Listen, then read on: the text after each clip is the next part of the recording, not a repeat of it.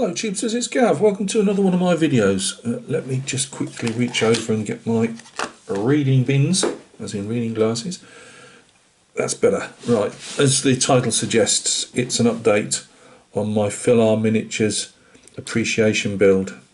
There's only me in it, no offence to Phil. I just wanted to say thank you for all the kind support he's given to me over the years.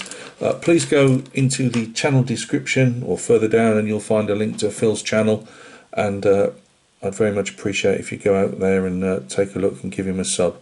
Now if you've watched the, so I'll try and get the other figure out, watched my previous introductory video on this, I've got two figures. I've got a Hysterex figure, which is the thumbnail photograph, and I've got this from, I think it's Wolf Miniatures. My marriage AC told me who sent me these figures.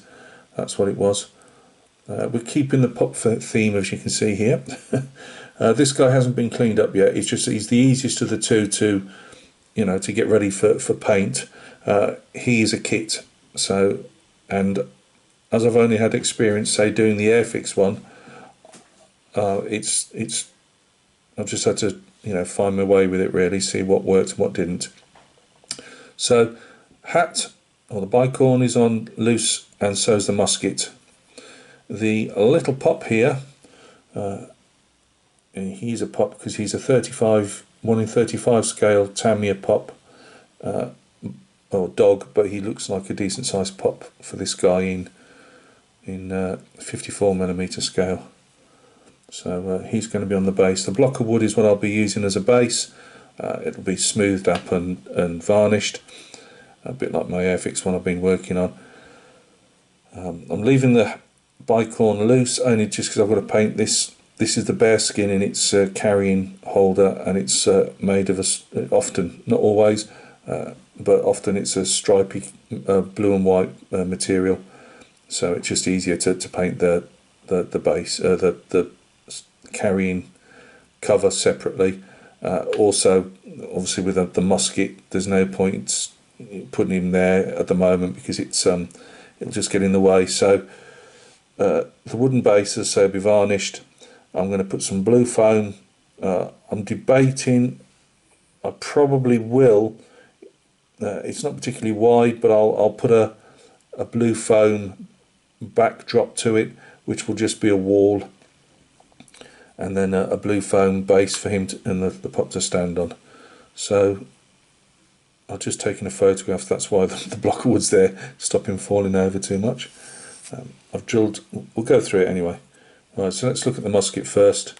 Musket was fairly easy to do. It comes with a moulded on bayonet, which actually, for the age of this kit and the white plastic, it wasn't actually bendy or anything. It was quite a nice bayonet.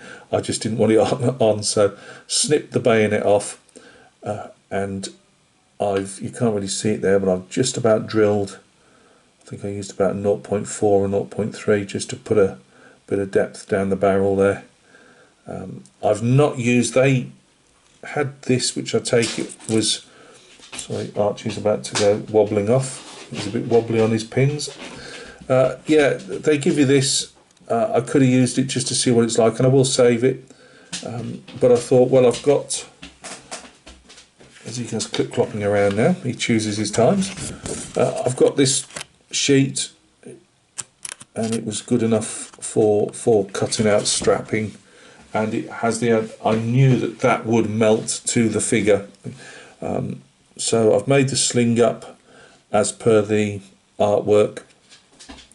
The only difference was this loop on the artwork and on the drawings was slightly further down, but it's no big shakes. That's moulded on. Looks slightly bigger than needed, to be honest with you. But that's what I take it. That's what it was for. There was nothing saying what it was. But when I looked at everything else, I took it that was the buckle to adjust the strap. So that's just made of that. I've tried to cover it over very slightly at the top because as I was melting it, I was using the Tamiya extra thin, which is obviously a quite hot glue, to try and conform things, and it did snap there. so I just added a bit over the top just to make it look as it's folded over. But the musket itself isn't too bad. It's all what we need there. Hopefully I've removed stuff. I'll go around again with the hot glue and just melt. There's a bit of fluffy plastic where I've been working on it, just to take all the bits off before I prime it. Oh, that's Arch just collapsing on the floor. You all right, buddy? He's a bit wobbly now. He's getting a bit old, and he's got pop dementia. Anyway, this is the bike one. Sorry, I'm getting distracted by Arch. This is the bike one. Looks a bit rough, just because I've got obviously putty around it and that. It comes in 2 pieces. Slightly delicate, so just be wary of it. This bit does come up at the back like that. There's no tape on these, and when I say tape, as in you'll see on my 18mm Prussians, there's a white tape around them. This hasn't got that. Now it keeps saying for the colour on these, where we paint Aurora, because these are quite old, where it says Aurora, we use Aurora, which is like an orangey colour that the Guard used for rank stripe, well, for long service stripes and things. Quite a lot of the time they're saying a salmon pink. Whether that's just research at the time, whether it is supposed to be that, I've got to look. I've got quite a fair amount of reference books on. Before I actually start painting this, I really need to nail that. Just try to clean these. They're very delicate, so you just got to be a bit careful with them. But just obviously try to get the lines out there, the join lines, and then you'll see straight in. Otherwise, so I've had to wedge some plastic. That's why the putty's in there. Because you'll look straight through it, even though because it's pushed back on his head, you probably see the gaps. And then I just added the little carrot plume, which they asked us to put on. I thought the little carrot plume would be slightly bigger than that, but I'll go with what they say.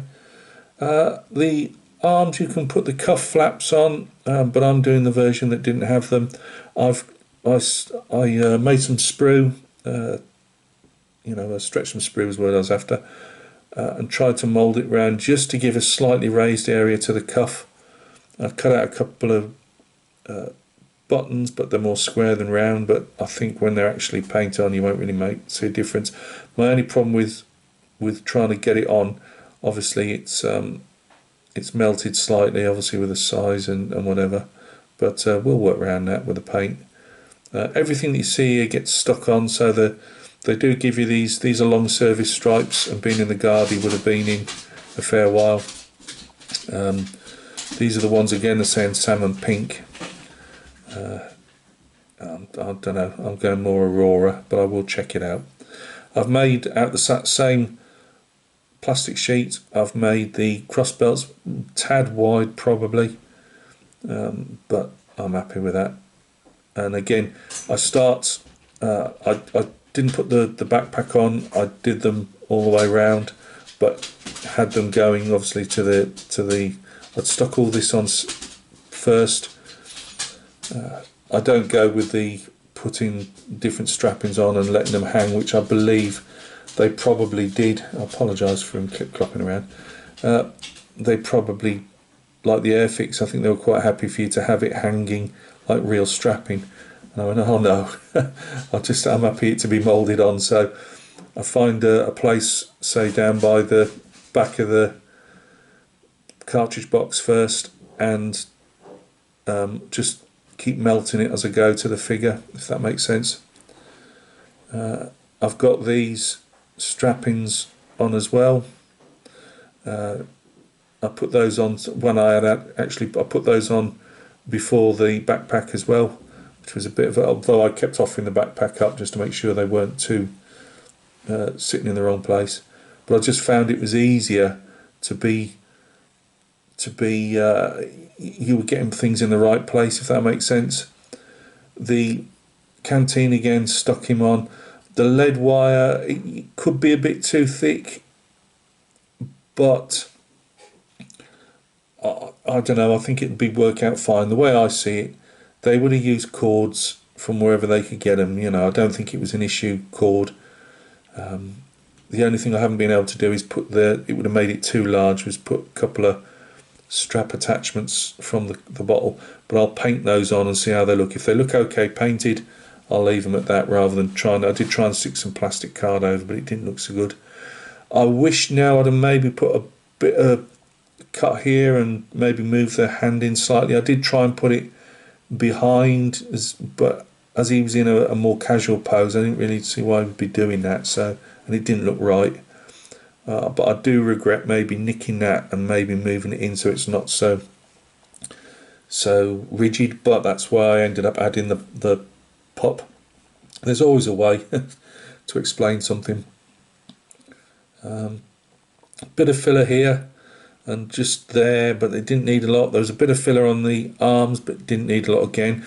Because the collar is attached to the head, and I didn't want him looking forward because I thought that really would be rigid, I put the head looking to one side, but you'll have to do a bit of work with the putty for that. And I've just put a bit of putty. It looks a mess at the moment, but it won't hopefully look so bad. Just underneath there, it was a bit too gappy. The fringes would have normally been touching the arm rather than just hanging, I would have thought, with a great gap underneath. You put all these little, you get them all, you put all these little grenades on yourself. And the same with the eagle, same with the little grenades on the turnbacks there. Bonnet de police, so that's a casual cap they wear in camp. You put that on separate. So there's a lot of things you don't have to have on if you don't want them. Same with the plume. Obviously, if you're going to have the bear skin on with the plume, then obviously you don't need it attached here, but that's where they would carry it, for those of you who don't know, on the scabbard in a wax oil container to keep as much clean as possible. I managed to bust off, this is quite flimsy, I managed to bust off a chunk. So I thought, well, a lot of these were cast iron and they would crack and break, so why not take a chip out the other side? So it's got a bit of use. Added my own strap in there to make that up. Greatcoat just sat quite rigid without conforming, as if it was tied down, so I've had to put some putty in there. And at the back, the bearskin's carried in its case here, which is why it looks so piled up on there, but that's how it was done. There was a blooming big hole here. Taking that's how they cast it, I don't know. You've got the more look there as if that's where the plate is on the top of the bearskin or the patch. So I've added this where where the draw cords are. It might be a bit overscale, but that's what I've done there. And then again added it so it didn't just, you'd have great big gaps looking through. I think that's about it. The face itself isn't that bad, People say, they're a bit wooden. The poses and the arm poses are a bit wooden. That's just when they were done. That was the type of stuff they were sculpting at the time. But the face isn't too bad. And when his bicorn, I didn't want his bicorn too low down, so you get a fair look at the face when it's done. Got his little the clasp that holds on, that stop the different belts to the sword and whatever. There's a little clasp that's just in there, which isn't actually replicated that often in 28mm figures and that. But you can stick that across, that looks alright. Again, I put a slight hole in the top of the bayonet there. So that's that. I think that's everything really, isn't it? So it's coming along. As I say, this guy, he'll be cleaned up. I'll probably actually, when I finish this, I might actually clean him up because I want them both primed at the same time. So I'll probably do that now. So that's him before a primer job. I probably won't show it just primered. I'll probably, the next update, there'll be some progress on the painting front itself. I don't really see the sense in just having it primered and showing you again. That's milking it a bit. Oh, and the other thing I just noticed that there, I had to try and carve all this out. It was quite flat where the greatcoat was. Wasn't particularly convincing. You could have just painted some, where they've rolled it up, you could have just painted some swirls in it, but I chased it out with a drill a bit just to try and make it look like there's a bit of depth to it.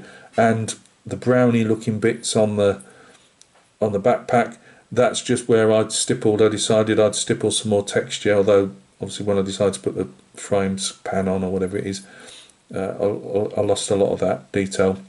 And I also, they had no tape. The tape is generally just about seen, as you can see here, but it wasn't at the side, it was just smooth.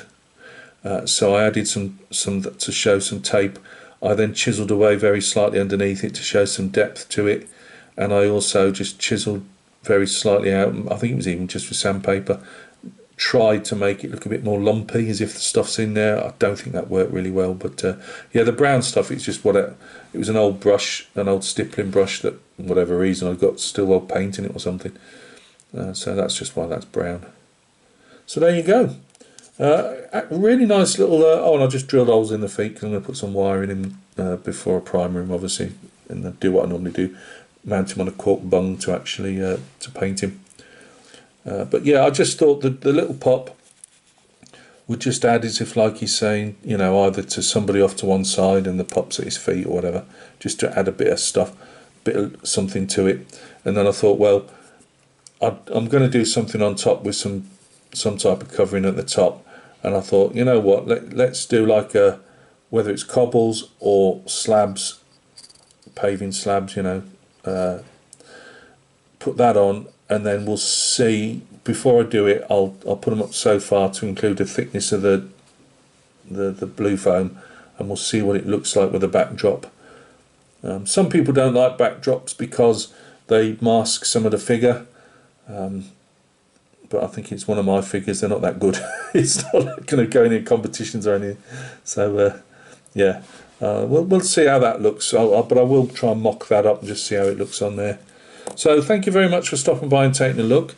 I've resurrected, thanks to Charlie Mack and his D-Day group build, it really gave me a kick up the bum to resurrect my Normandy 6mm. Well, it won't resurrect, it's always there, I just haven't done a lot to it.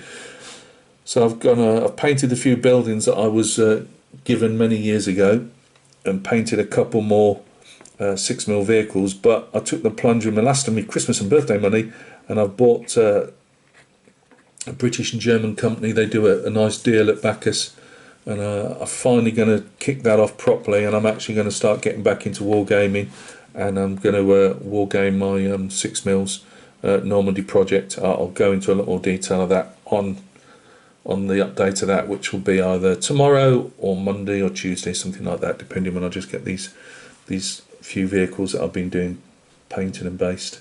So thank you very much for stopping by and taking a look. There should be an update on the Phil miniatures appreciation build. There should be an update some stage later on in the week. I still haven't shown you the Airfix figure, have I? We'll get the Airfix figure shown as well, so on a separate video. But please go and check Phil out. As I say, he's one of these people that's so supportive to others in the community. He's a war gamer himself, of many